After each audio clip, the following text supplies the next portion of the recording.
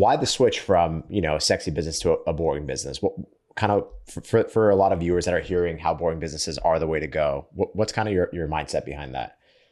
Omid was Sure. particularly fascinated by this because he historically has always done the opposite. He moves directionally toward the shiny penny. Yep.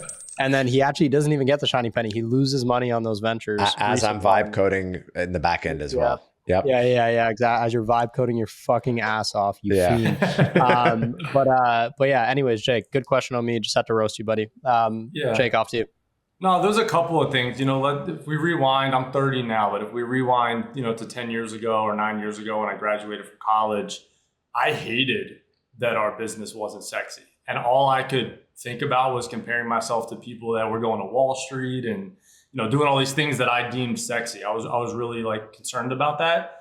And so I think one of my answers is over time, I matured and I started to care less about that. And when I got into solar, I was chasing something sexy. I also was chasing what I thought was fast money, which I don't think that really exists. And I just realized how crappy that industry was. And as sexy as it might seem to the outside world, when you're in it, it was actually the opposite. Our toilet paper business seemed a lot sexier from an operational standpoint, from an industry standpoint, and solar was all over the place. So I think that trying it, it was like, is the grass greener on the other side? Yeah. For me, no, it wasn't. Yeah, I think that is it. Like, dude, every fucking thing that I've ever tried, it's just, you always have this feeling, hey, the grass is greener, and you go do it. And you just realize that everything looks really good from far away, everything. And you get in there, you try it, and you're like, oh, wow, this thing is shit stained on the inside. It really is. There's so much stuff I don't want to get through. And that's actually a lesson that's been occurring in my life as of late, is I've been doing a lot of experimentation. And you learn, actually, when you go and you pursue some sexy idea, you get to a point where it becomes real. It's like, oh, wow, there's actually real business mechanics behind this that you need to figure out. And they're just the same things I was dealing with in the other business. They're just a different thing. And do I even want this problem? And the reality is that oftentimes you don't.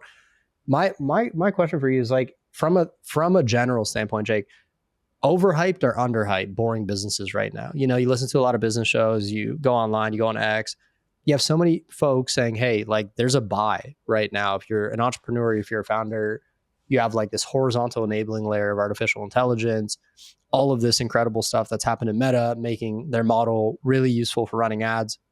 Boring businesses usually have none of those things. And as a result, these are great buys. Boomers are retiring. Overhyped or underhyped, in your opinion, from a cultural standpoint? I think it's still underhyped. I think the whole boom and the hype about it is growing right now.